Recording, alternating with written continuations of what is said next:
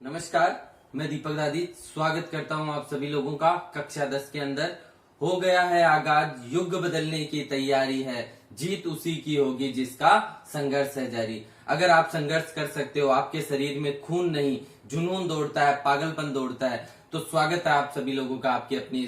ध्यान रखना, अगर ये परीक्षाएं चुनौतियां हैं, पहाड़ है, तो हम भी दशरथ मांझी है और जब तक तोड़ेंगे नहीं तब तक इसे छोड़ेंगे नहीं। अगर माँ बाप के सपनों को पूरा करना है तो आपको संघर्ष करना पड़ेगा, मेहनत करनी पड़ेगी। याद रखना, मेहनत सब करते हैं, कोई भी ऐसा व्यक्ति नहीं है जो मेहनत नहीं करता, लेकिन कैसी रणनीति होती है, कैसा उसका तरीका होता है, वो उसको सफल बनाता है। अगर आपको सफल बनना है तो ध्यान से पढ़ेंगे, समझेंगे और हर चीज को बारीकी से समझने का प्रयास। ये शुरू करते हैं।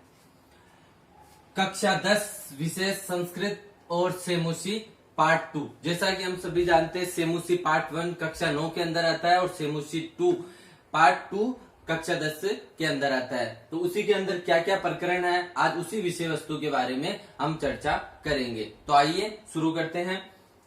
सबसे पहले हमारा पाठ होगा पाठ मंगल गान, जिसमें हम माता सरस्वती की आराधना करेंगे, पूजा करेंगे। माँ सरस्वती की स्तुति है इस पाठ के अंदर, उसके बारे में हम चर्चा करेंगे।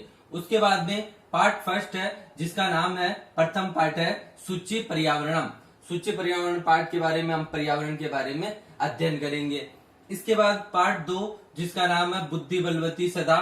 बुद्धि हमेशा बलवान होती है, किसी भी व्यक्ति को आप बुद्धि के द्वारा हरा सकते हो, किसी को भी अपने वश में कर सकते हो। तो ये बहुत अच्छा पार्ट होने वाला है, बुद्धि बलवती सदा। इसके बाद में पार्ट 3, व्यायाम सर्वदा पथ्य। हाँ, व्यायाम शरीर के लिए हमेशा श्रेष्ठ होता है, ये हमारा तीसरा पार्ट रहेगा। पार्ट 4, शिशु लालनम। एक शिशु का लालन किस प्रकार होता है, इस पार्ट के अंदर हम समझने का प्रयत्न करेंगे। पार्ट 5 के अंदर हम पढ़ेंगे जननी तुल्य वत्सला। जननी के समान वत्सला, पुत्र, यानी माता है, जननी के समान पुत्र को पालती है, इस पार्ट के बारे में पढ़ेंगे। पार्ट 6 के अंदर हम सुभाषितानी, सुंदर वचन होते हैं, उनके बारे में पढ़ेंगे। पार्ट 7, सौहार्द्र, जिस सौहार्द्र प्रकृति शोभा, जो सौहार्द्र होता है, प्रेम होता है, प्रकृति से शोभा को प्राप्त करता है, इस बारे में पढ़ेंगे। इसके बाद पार्ट 8, विचित्र साक्षी। विचित्र साक्षी के बारे में हम पढ़ेंगे। इसके बाद पार्ट 9, सुक्त। सुक्तियां पढ़ेंगे हम, जिसमें विभिन्न प्रकार के महान विद्वानों द्वारा दी गई सुक्तियां आएगी। इसके अलावा पार्ट 10 के अंदर हम पढ़ेंगे भूकंप विभीषिका, भूकंप के दौरान होने वाली घटनाओं के बारे में। और 11वां पार्ट, प्राण अभिप्रियम सुहृद, प्राणों से भी प्रिय मित्र, ये कहानी है। इसके बाद में पार्ट 12 के अंदर हम पढ़ेंगे अनिन्यो उक्ते। तो इस प्रकार हमारा सिलेबस रहने वाला है, हमारे पार्ट रहने वाले हैं। ध्यान दीजिएगा, सभी पार्ट महत्वपूर्ण है और किसी भी पार्ट की सीमा 2 या 3 पेज से अधिक नहीं है। बहुत छोटे छोटे पार्ट है, अगर हम अच्छी तरीके से पढ़े तो 1 महीने के अंदर हम अपना पूरा कोर्स पूरा कर सकते हैं। बस हिम्मत रखनी है, जुनून रखनी है और मेहनत करनी है। इसके अलावा हम चर्चा करेंगे व्याकरण की। तो व्याकरण में हम क्या क्या पढ़ेंगे, इस बारे में भी देख लेते हैं। व्याकरण में हम सबसे पहले पढ़ेंगे संधि। किसी भी प्रकरण को शुरू करने से पहले हम संधि पढ़ेंगे। संधि के बाद में हम पढ़ेंगे समास। समास के बाद में हमारा तीसरा जो अगला प्रकरण होगा वो होगा, तीसरा हमारा प्रकरण रहेगा उपसर्ग। इसके बाद में चौथा हमारा रहेगा, तीसरा हमारा प्रकरण रहेगा उपसर्ग। चौथा हमारा प्रकरण रहेगा प्रत्यय। पांचवा हमारा प्रकरण रहेगा अव्यय। इसके बाद हमारा प्रकरण रहेगा प्रश्न निर्माण।